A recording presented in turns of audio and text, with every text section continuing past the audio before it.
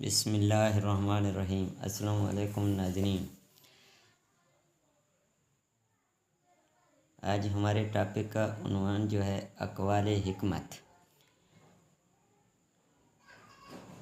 अल्लाह से डरने वाले इंसान के लिए दलील सबसे ज़्यादा काबिल लिहाज चीज़ होती है, मगर जो दिल अल्लाह के डर से खाली हो उसके लिए दलील सबसे ज़्यादा नाकाबिल लिहाज चीज़ बन जाएगी।